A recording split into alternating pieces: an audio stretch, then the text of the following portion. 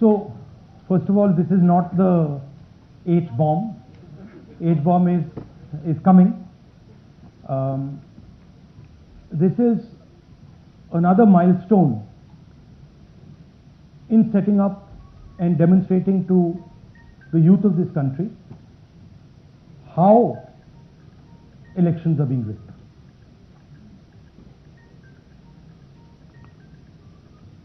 So I'm going to make a claim here, very strong claim, about CEC Gyanesh Kumar. And this is not something I'm saying lightly. I'm the leader of the opposition in the Lok Sabha. This is something I'm saying after solid proof that I'm going to show you, the youth of India, the people of India today. Proof that is black and white, absolutely clear, that the Chief Election Commissioner of India is protecting the people who have destroyed Indian democracy. I'm also going to show you the method by which votes are being added and deleted, and I'm going to show you how they are done, how that is done. In election after election, someone, some force, some group of people has been systematically targeting millions of voters for deletion across India. This is something that we've heard again and again and again. Different communities, mainly communities that are voting for the opposition, Dalits, Adivasis, minorities, OBCs, are specifically targeted. We had heard this many times, and now we found 100% proof of it. Please understand, I am not going to say anything on this stage that is not backed up by 100% proof. I am somebody who loves my country. I love my constitution. I love the democratic process, and I am protecting that process. And so I'm not going to say anything here that is not going to be based on 100% proof that you can determine. The burden of the judgment is yours. I am going to lay the proof in front of you. You will see it and say, actually, this is pretty solid proof.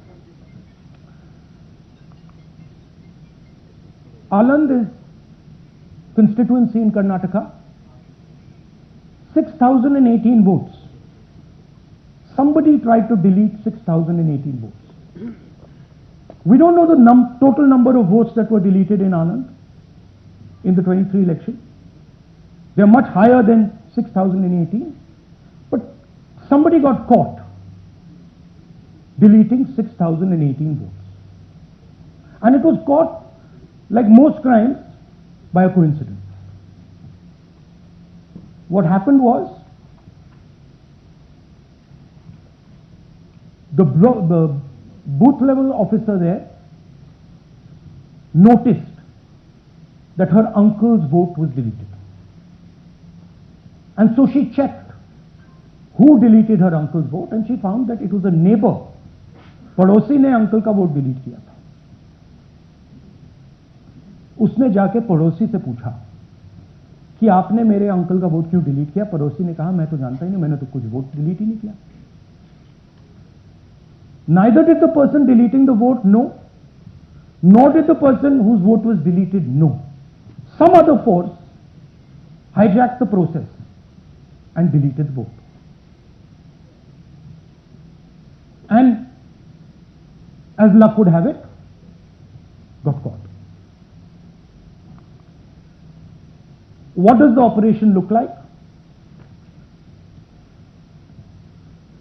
In Anand, 6,018 applications were filed, impersonating voters.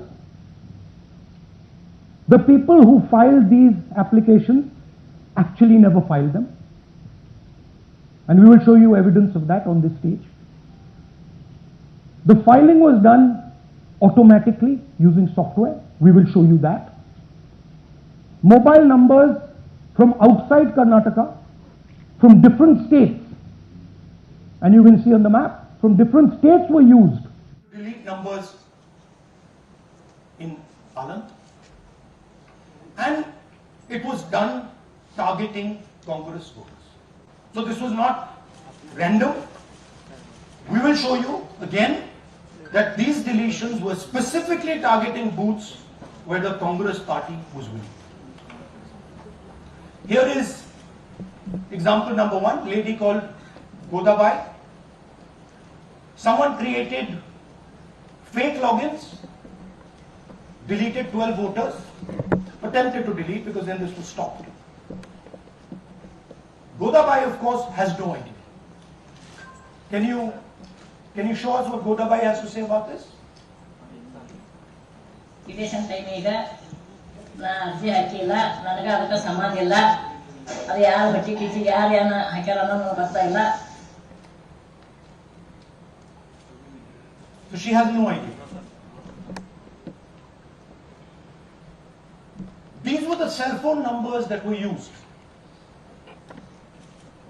to delete these people. These are not from Karnataka. These numbers are from different states. You can see here.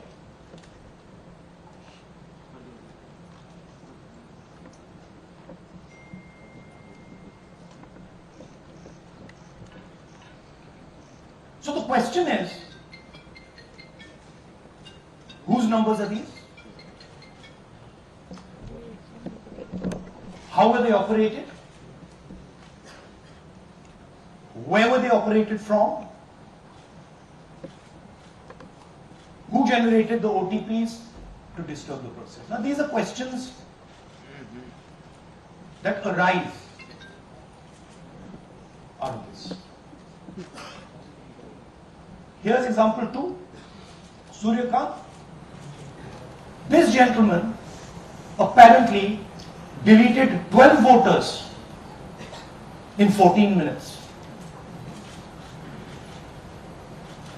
He filled 12 deletion forms in 14 minutes. I'd like you to meet him. He's here. That's one of the people. That's one. Namaskar, bhai.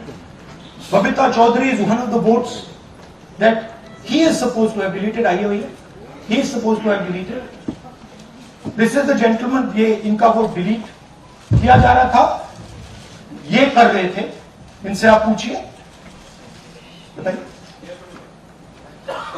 That's our candidate. Kannada में बोलिए. ನನ್ನ ಹೆಸರು Suryakant hello ನಾನು ಸತ್ಸಂಗ ಗ್ರಾಮದಲ್ಲಿ ನನಗೆ knowledge ಇಲ್ಲದೆ ನನ್ನ ಹೆಸರು ಮೇಲೆ 9 ಜನರ ಲಿಸ್ಟನ್ನು ಡಿಲೀಟ್ ಮಾಡಿದ್ದಾರೆ. ಅದು ಯಾಕಂತ ಇವರು ನನಗೆ ಬಂದು ಕೇಳಿದ್ರು, ನಮ್ಮ ಹೆಸರು ನೀವು ಯಾಕೆ ಡಿಲೀಟ್ ಮಾಡಿದ್ರಿ ಅಂತ. ಅದಕ್ಕೆ ನಾನು ನಮ್ಮ ಸಾಹೇಬ್ರಿಗೆ ಹೇಳಿದೆ, ನಾನು ಡಿಲೀಟ್ ಯಾರಿಗೂ ಮಾಡಿಲ್ಲ, ಅಪ್ಲಿಕೇಶನ್ ಕೊಟ್ಟಿಲ್ಲ, ಆದರೂ ಡಿಲೀಟ್ ಆಗಿದೆ ಅದು ನೋಡ್ರಿ ಅಂತ. ಹಾಗಾಗಿ ತಹಶೀಲ್ದಾರ್ ಹೋಗಿ ಕಂಪ್ಲೇಂಟ್ ಕೊಟ್ಟಿವಿ. ಮತ್ತೆ ಕಮಿಷನರ್ ಇದು ನಮ್ಮ ಜಿಲ್ಲಾ ಎಲೆಕ್ಷನ್ ಇದಕ್ಕೆ ಕಂಪ್ಲೇಂಟ್ ಕೊಟ್ಟಿವಿ. ನನ್ನ ಹೆಸರು ಮೇಲೆ 12 ಜನರು डिलीट ಮಾಡಿದ್ದು ಇದೆ. थोड़ा ट्रांसलेट कर लीजिए. मेरे नाम पे 12 लोगों का नाम डिलीट किया गया है. हालांकि मुझे मालूम नहीं, मैं कभी किसी को मैसेज भेजा भी नहीं, मैं बुलाया भी नहीं. ये बबीता आके पूछने से पता चला कि मैंने मेरे फोन से ऐसा मैसेज किया, लेकिन असल में मैंने किसी को भी मैसेज नहीं किया. आप कुछ कहेंगे? नहीं. Thank you. Thank you. Third example, Nagaraj. 2 applications filed and submitted in 36 seconds. Please try and fill these forms and see how long it takes you. Try and fill. And I ask the youth of India, try it. Try and fill the form, 2 forms in 36 seconds. You'll see the answer to this question. Notice also what time this gentleman fills the form. For some reason he gets up at 4:07 in the morning and suddenly fills 2 forms in 38 seconds.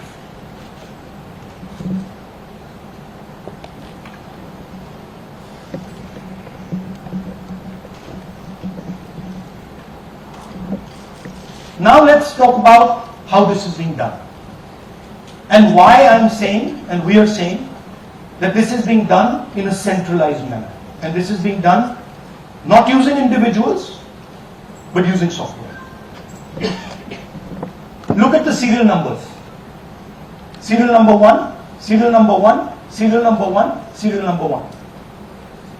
Serial number 1 means that this is the first person whose name, this is the first name in the booth.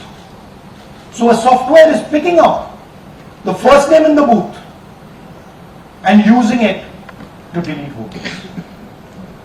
So someone ran an automated program that ensured the first voter of the booth was the applicant.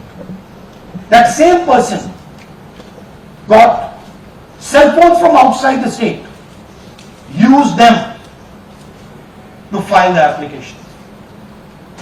And we are pretty certain that this was done in a centralized manner and it was done at scale.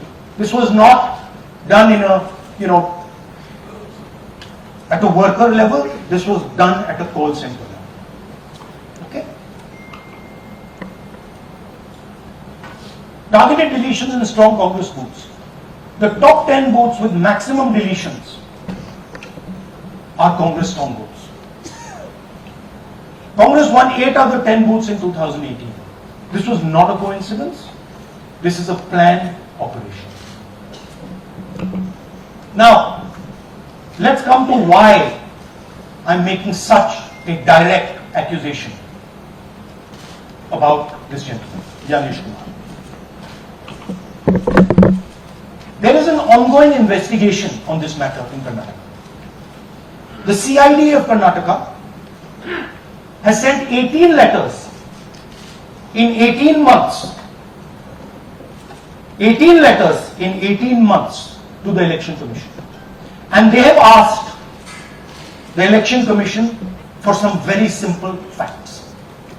Number 1, give us the destination IP from where these forms were filled.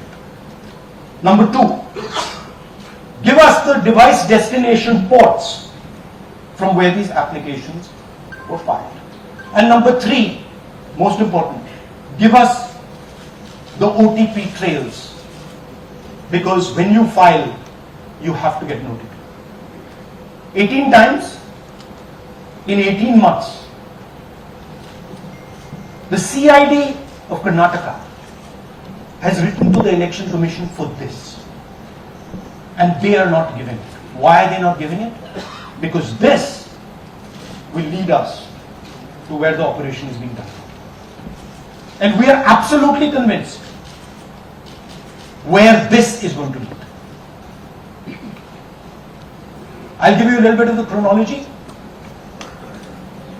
FIR is filed February 23. Karnataka CID writes to ECI requesting all details of these numbers and these transactions almost immediately in March. In August, EC gives a reply, doesn't fulfill any of the demands, and doesn't give us the information. Doesn't give the CID of Karnataka the information that will lead them to their destination.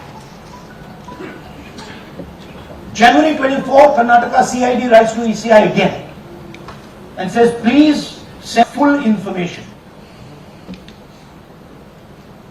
No answer.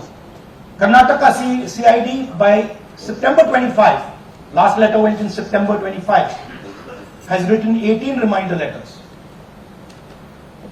While this is going on, the CEC of Karnataka writes to the Election Commission in Delhi and says, there is a matter. Please provide this information. And the CEC of Karnataka multiple times asks the Election Commission. No answer. Now this is absolute solid proof that Gyanesh Kumar is protecting the people who are doing this. This is also absolute solid proof, what I've shown you, that this is being done in a centralized way, this is being done at scale, and this is being done using large resources. Question is, who is the someone? And the answer is with the EC today. The Election Commission of India knows who is doing this. And I want every single youngster in India to know that they are attacking this. And this is your future. When they are not giving this information, they are defending the murderers of our democracy. And it is important that every youngster knows this. Your jobs, your future, your aspirations all come from this instrument. And the Chief Election Commissioner, Mr. Gyanesh Kumar, is not telling the CID of Karnataka who is doing this. This is not an isolated case. There are many such cases. Here is another one. Maharashtra, Rajura, same idea. 6,850 targeted voters added. Anand we caught deletions, Rajura we caught additions. But the basic idea is the same. Phones from outside, people who are supposed to have added voters don't know that they've added voters, people who have deleted voters don't know that they've deleted voters. You can see, you might remember that, those names there, JW, JW, JW, JW from the last presentation. Same model. So it's the same system that is doing this. It's doing it in Karnataka, it's doing it in Maharashtra, it's done it in Haryana, it's done it in UP, and we have proof of all of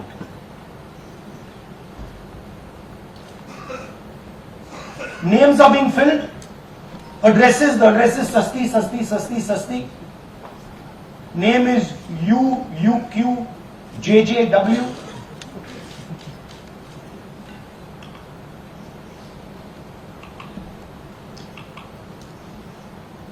So, what are we saying here? That the Chief Election Commissioner of India, Gyanesh Kumar, needs to stop protecting the people who are destroying Indian democracy. We have given you 100% bulletproof proof here. It cannot be doubted. You have seen it with your own eyes. Right? EC has to release this data of these phones, these OTPs, within a week. Otherwise, we will know for sure that Gyanesh Kumar is protecting the people who are destroying and attacking the Constitution. Thank you. धन्यवाद. हिंदी में बोले? हाँ हिंदी में बोल दीजिए. नहीं reverse कर दीजिए, पूरा हिंदी में बोल देता हूँ. देखिए, ये एच बॉम्ब तो नहीं है. एच बॉम्ब आ रहा है, हाइड्रोजन बॉम्ब आ रहा है. ये एक और उदाहरण है वोट चोरी का.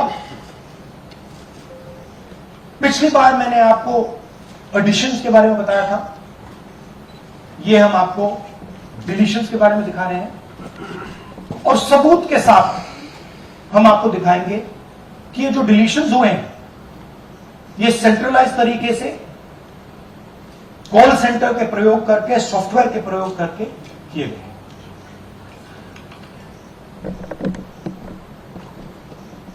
हमारे पास इस प्रेजेंटेशन में जो मैंने आपको भी दिखाया 100% सबूत है, प्रूफ है कि ज्ञानेश कुमार जी हिंदुस्तान के चीफ इलेक्शन कमिश्नर वोट चोरों की रक्षा कर रहे हैं और यह मैं आपको अभी दिखाने जा रहा हूं।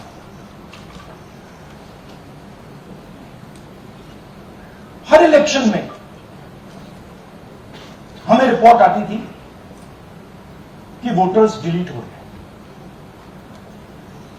कांग्रेस वोटर्स डिलीट हो रहे हैं, ऑपोजिशन के वोटर्स डिलीट हो रहे हैं, दलित वोटर्स डिलीट हो रहे हैं, आदिवासी हो रहे हैं, माइनॉरिटी वोटर्स डिलीट हो रहे हैं, ओबीसी वोटर्स डिलीट हो रहे हैं। मगर जब डिलीट होते हैं ऑपोजिशन के ही होते हैं। कर्नाटक में आलम कंस्टिट्यूएंसी है, यहां पे चोरी पकड़ ली, कोइंसिडेंस से पकड़ी। वहां की जो बीएलओ थी उसने देखा कि उसके रिश्तेदार को डिलीट कर दिया गया। जैसे चोरी पकड़ी जाती है, कोई छोटी सी गलती हो जाती है, हटा जाती है। अलंग में 6018 वोटर्स डिलीट हुए, उसमें से इनकी रिश्तेदार, उन्होंने पता लगाया कि मेरे रिश्तेदार को डिलीट किसने किया। पता लगा कि पड़ोसी ने रिश्तेदार को डिलीट किया। बीएलओ ने जाके पड़ोसी से पूछा कि भैया आपने मेरे रिश्तेदार को क्यों डिलीट किया? पड़ोसी ने कहा मैंने तो नहीं किया। बीएलओ सस्पिशियस हो गई, शक पड़ा, उसने प्रोसेस चालू कर दी।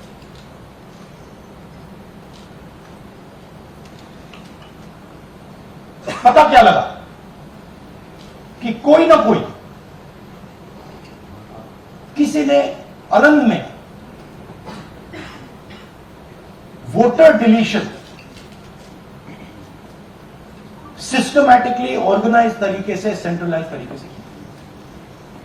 हमें यह नहीं मालूम कि अलंग में कितने वोटर डिलीट हुए, क्योंकि इससे बहुत ज्यादा हो सकते हैं। 6000, तकरीबन 6000 पकड़े गए, उस पर इन्वेस्टिगेशन हो गया। क्या पता लगा कि फाइलिंग ऑटोमेटिकली ऑनलाइन हो रही है। मोबाइल नंबर्स कर्नाटक के नहीं यूज हो रहे, मोबाइल नंबर्स दूसरी स्टेट के यूज हो रहे हैं। इनफैक्ट कर्नाटक के नंबर थे ही नहीं उसमें। मतलब आप दिल्ली में बैठे डिलीट कर रहे हो, आपका नंबर तमिलनाडु का है। आप गुड़गांव में डिलीट कर रहे हो, आपका नंबर झारखंड का है। और जब हम चेक कर रहे हैं कि भैया आपका नंबर है, तो आपका नंबर है ही नहीं, किसी और का नंबर। और टारगेट करके कांग्रेस वोटर्स को डिलीट किया। ये गोदाबाई जी हैं, इनके नाम पर 12 वोटर्स डिलीट किए गए। इनको मालूम ही नहीं, इनको पता ही नहीं कि इन्होंने 12 वोटर्स डिलीट किए। दिखाइए जरा। ಇಲೆಕ್ಷನ್ ಟೈಮ್ ಈಗ ये इनका वीडियो है। ನಾ ಅರ್ಜಿ ಹಾಕಿಲ್ಲ, ನನಗ ಅದಕ್ಕೆ ಸಂಬಂಧ ಇಲ್ಲ. ಅದು ಯಾರು ಹೊಟ್ಟಿ ಕಿಚ್ಚಿಗೆ ಯಾರು ಏನ ಹಾಕ್ಯಾರ ಅನ್ನೋದು ಗೊತ್ತಾ ಇಲ್ಲ. तो इनको आइडिया नहीं है कि इन्होंने वोटर्स डिलीट कर दी।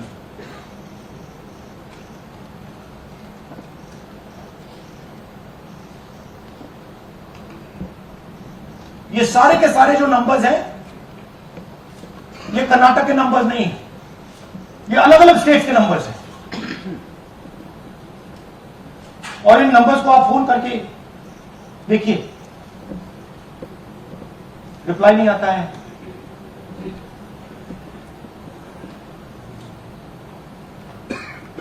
तो सवाल यह है कि किसके नंबर्स हैं, ये किसने ऑपरेट किए, जब इन्होंने ऑपरेट किए ये कहां थे, आईपी एड्रेस क्या था, ओटीपी कैसे जनरेट हुआ, कहां गया, ये सवाल है। ये दूसरा उदाहरण, सूर्यकांत जी जो अभी स्टेज पे आए थे, इन्होंने 12 वोटर्स को 14 मिनट में डिलीट कर दिया। आप फॉर्म भरने की कोशिश कीजिए, डिलीशन फॉर्म भरने की कोशिश कीजिए, देखिए। और जब हमने इनसे पूछा कि भैया आपने ये कैसे किया, वो कहते मैंने तो नहीं किया, मैं तो जानता ही नहीं हूं।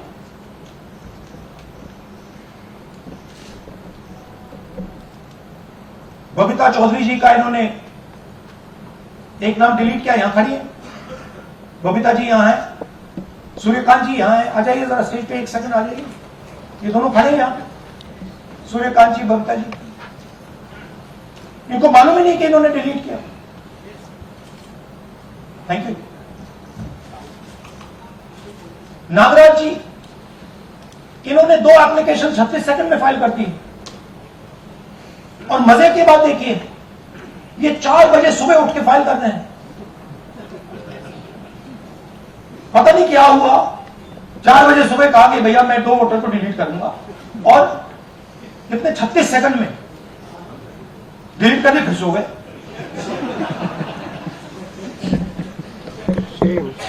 हमारी माइंड में पहले सवाल था कि क्या इलेक्शन कमीशन भी सो रहा है, मगर नहीं, सोया कोई नहीं है, जगे हुए हैं, सिस्टमैटिकली मदद हो रही है। ये देखिए दूसरी बात, जो भी डिलीट कर रहा है वोटर लिस्ट में उसका सीरियल नंबर 1 है। मतलब जो भी वोटर लिस्ट में पहले नंबर पे आता है वही डिलीट कर रहा है। 5वें नंबर वाला, 7वें नंबर वाला, 10वें वाला कोई नहीं कर रहा। तो हो क्या रहा है, सॉफ्टवेयर से यह काम किया जा रहा है। सॉफ्टवेयर प्रोग्राम कह रहा है पहला नाम निकालो और इसका प्रयोग करके डिलीट करो।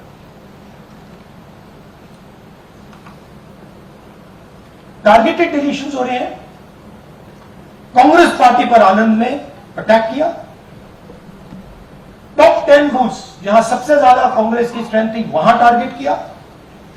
और 2018 में पिछले इलेक्शन में 10 में से 8 बूथ कांग्रेस पार्टी जीती, और इन 8 में से इन्होंने 6000 लोग उड़ाने की कोशिश की। ये कोइंसिडेंस नहीं था, ये प्लान था, और ये सेंट्रलाइज तरीके से किया जा रहा है। अब मैंने बहुत बड़ी बात बोली, चीफ इलेक्शन कमीशन के बारे में मैंने बोला कि ये व्यक्ति वोट चोरों की रक्षा करता है। जो भी मैं यहां बोल रहा हूं 100% प्रूफ के साथ, सबूत के साथ बोल रहा हूं। ठीक है। और मैं अभी आपको दिखाना चाहता हूं कि मैं ये शब्द क्यों बोल रहा हूं और किस बेसिस पे बोल रहा हूं। आपको अपनी आंखों से ये दिखेगा। कर्नाटका सीआईडी ने केस चालू किया कि वोटर कौन है, ये फोन किसके हैं, ये आईपी एड्रेस क्या है, ओटीपी कहां गया, इन चीजों के बारे में इन्वेस्टिगेशन शुरू होती है। कर्नाटक सीआईडी ने हिंदुस्तान के इलेक्शन कमीशन को 18 चिट्ठियां लिखी। हमें आप ये इंफॉर्मेशन दीजिए, बिल्कुल क्लियर है, डेस्टिनेशन आईपी दीजिए, डिवाइस डेस्टिनेशन पोर्ट दीजिए, ओटीपी ट्रेल दीजिए, फोन नंबर्स दीजिए, फोन नंबर्स के मालिकों के नाम दीजिए। क्लियरली पूछा है, नो आंसर। 18 चिट्ठी CID Karnataka, no answer from chief election commission, no answer from election commission. Timeline देखिए,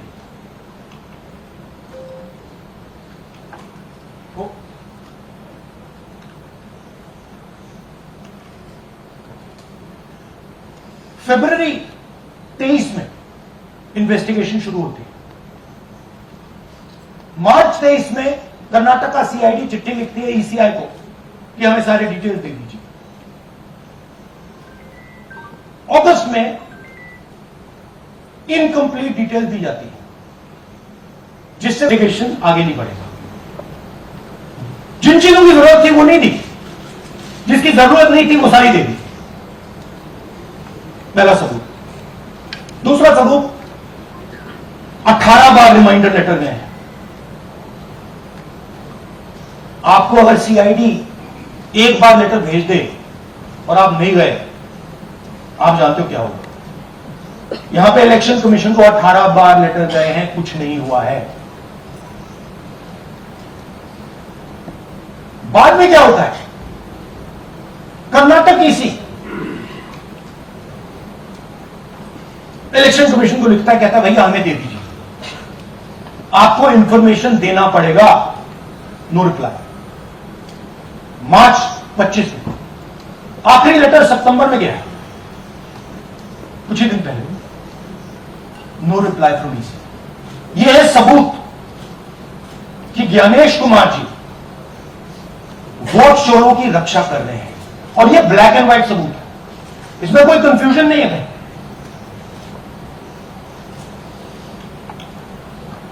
तो सवाल उठता है, ये है कौन जो सेंट्रलाइज तरीके से कॉल सेंटर के प्रयोग से, सॉफ्टवेयर से अलग अलग प्रदेशों में वोट डिलीट कर रहे हैं, ऐड कर रहे हैं। इलेक्शन कमीशन जानता है, ज्ञानेश कुमार जी जानते हैं। अच्छा, ये सिर्फ आनंद में नहीं हुआ, ये अलग अलग कंस्टिट्यूएंसीज में हुआ है। आनंद में लीगल प्रोसेस चालू हो गई, पकड़ लिया। यहां महाराष्ट्र में उसी मोडस ऑपरेंडी से, उसी सिस्टम से यहां पे वोट ऐड हो गए। आनंद में डिलीट, रजौरा में एडिशन, 6850। आपको याद होगा पिछले प्रेजेंटेशन में मैंने आपको नाम दिखाए थे, ये देखिए वही नाम यहां है। वही सिस्टम महाराष्ट्र में चल रहा है जो कर्नाटक में चल रहा था। नाम वैसे ही है, जेडब्ल्यू जेडब्ल्यू जेडब्ल्यू, पता वैसा है, जेडब्ल्यू जेडब्ल्यू, नाम यू ऐसे किसी ने टाइप करके लगा दिया। तो जो ये काम कर रहा है, ये उत्तर प्रदेश में, हरियाणा में, बिहार में, कर्नाटक में, महाराष्ट्र में वही कर रहा है।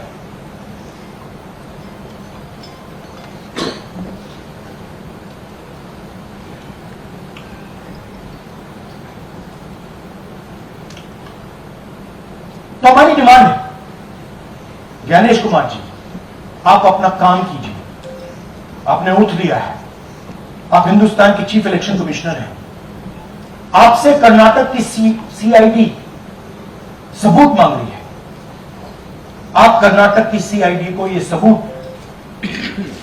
1 सप्ताह के अंदर दे दीजिए, नहीं तो पूरा हिंदुस्तान के सारे युवा इस बात को एक्सेप्ट करेंगे कि आप हिंदुस्तान के कॉन्स्टिट्यूशन, हिंदुस्तान के संविधान की हत्या में शामिल हो, हिंदुस्तान के संविधान की रक्षा नहीं कर रहे हो, और वोट चोरों की आप मदद कर रहे हो।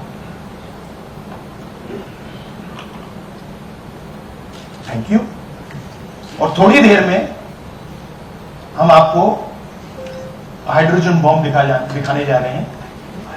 नहीं, आज नहीं, थोड़ी देर में उसकी प्रिपरेशन चल रही है, क्योंकि हम देखिए, मैंने टीम से कहा है कि अगर मैं स्टेज पे जा रहा हूं, ब्लैक एंड व्हाइट प्रूफ नहीं होगा, मैं नहीं जाऊंगा। अगर ब्लैक एंड व्हाइट प्रूफ होगा, जो कोई मतलब उसको निगेट नहीं कर सकता, मैं जाऊंगा। मैं देश के कॉन्स्टिट्यूशन की रक्षा कर रहा हूं, संविधान की रक्षा कर रहा हूं, मैं लोकतंत्र की रक्षा कर रहा हूं, और मैं सच्चाई आपके सामने रख रहा हूं। बहुत बहुत धन्यवाद, नमस्कार, जय हिंद। सर 3 सवाल। पीटीआई से संजीव चोपड़ा। या राहुल जी, दिस साइड। या राहुल जी इधर। हाँ, हेलो राहुल जी, आज आपने नया खुलासा किया है कि कैसे वोट चोरी हो रही है। आपने पहले भी महादेवपुरा के बारे में बताया कि कैसे एडिशंस हो रही हैं, अब आपने बताया कैसे डिलीशंस हो रही हैं। लेकिन देखने में ये आ रहा है कि इलेक्शन कमीशन इस पे कोई एक्शन नहीं ले रहा, और आगे चल के वो तैयारी कर रहे हैं पूरे देश में SIR लाने की। तो आप इस मुहिम को आगे कहां तक ले जाएंगे, और SIR के बारे में क्या करने वाले? देखिए, हम आपके सामने क्रिमिनलिटी रख रहे हैं, हमारा काम आपके सामने सच्चाई रखने का है, और हम रख रहे हैं। हिंदुस्तान में दूसरे इंस्टीट्यूशन भी हैं, सिर्फ इलेक्शन कमीशन नहीं, लीगल सिस्टम है, उनको भी इन चीजों को देखना चाहिए। यहां पे हम चीफ इलेक्शन कमिश्नर के बारे में ब्लैक एंड व्हाइट कह रहे हैं। आपने कहा कि हमने एडिशन डिलीशन दिखाया,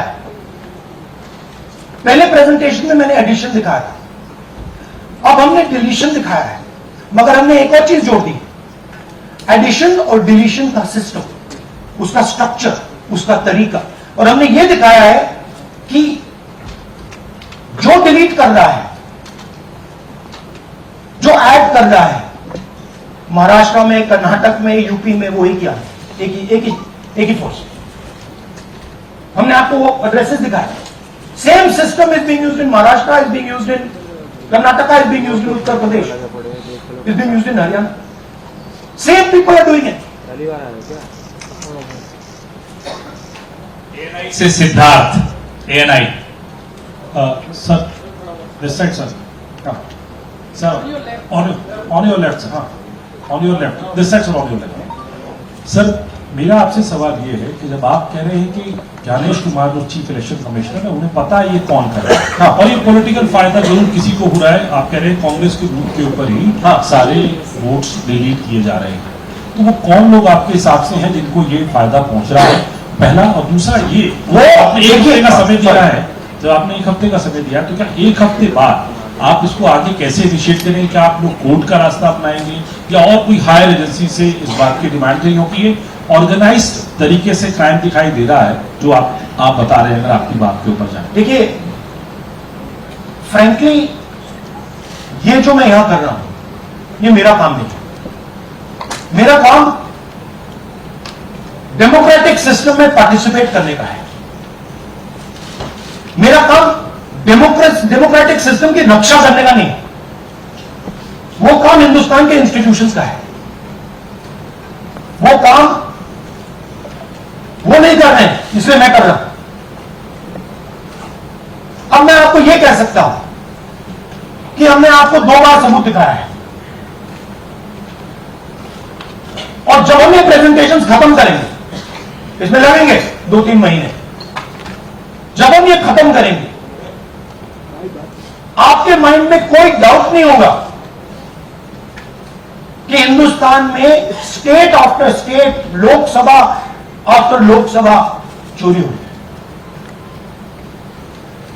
तो मेरा काम सच्चाई दिखाने का है। मैं हिंदुस्तान की जनता को, हिंदुस्तान के युवाओं को सच्चाई दिखा सकता हूं। यह मेरा काम है। उनकी जो इंटरेस्ट है, क्योंकि ये जो कॉन्स्टिट्यूशन है, ये हिंदुस्तान की जनता का रखवाला है, प्रोटेक्टर है, और मैं इसकी प्रोटेक्शन कर रहा हूं। इसकी प्रोटेक्शन करने का काम हिंदुस्तान के इंस्टीट्यूशंस का है, हिंदुस्तान के ऑपोजिशन लीडर का नहीं है, मगर इंस्टीट्यूशंस नहीं कर रहे हैं। अच्छा, एक इंटरेस्टिंग बात आई है जो मैं आपको बताना चाहता हूं कि इलेक्शन कमीशन के अंदर से हमें मदद मिलनी शुरू हो गई।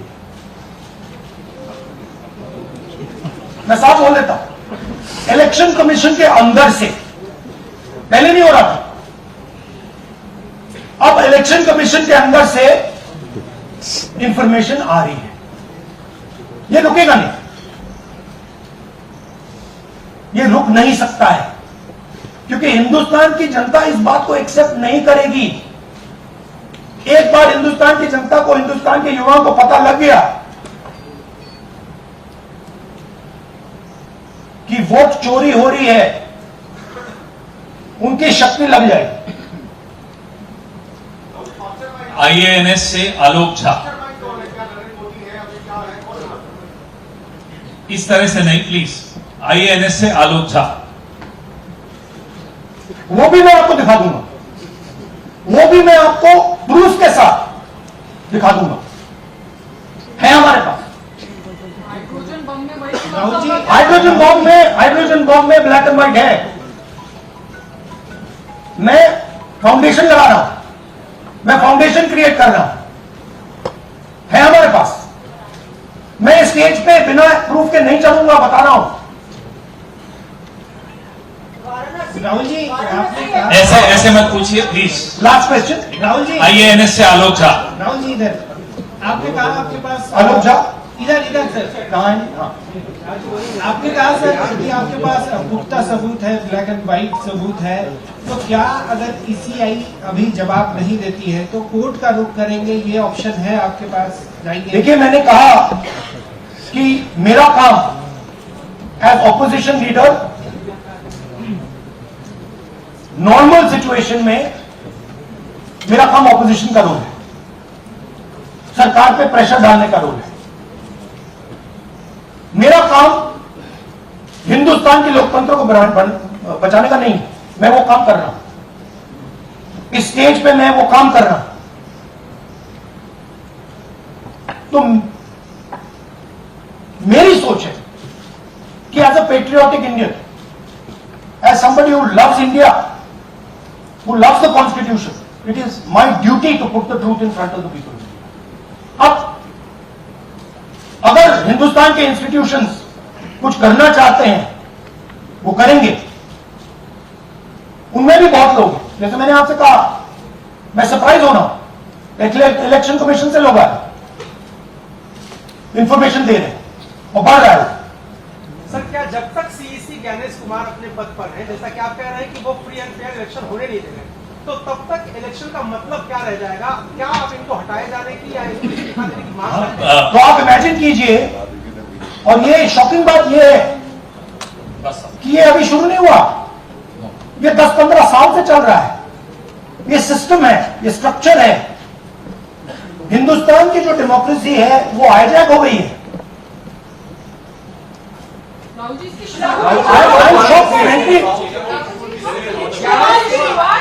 Democracy, brothers and sisters, democracy can only be saved by the people of India. Nobody else can save democracy. Rahul Gandhi can come here and say something and say this is the truth. But the people of India, who I believe in, who I love, can do it. The day the people of India realize that आपका जो लोकतंत्र है, आपका जो संविधान है, वो आपसे चोरी हो गया है, उस दिन काम हो जाएगा। Thank you.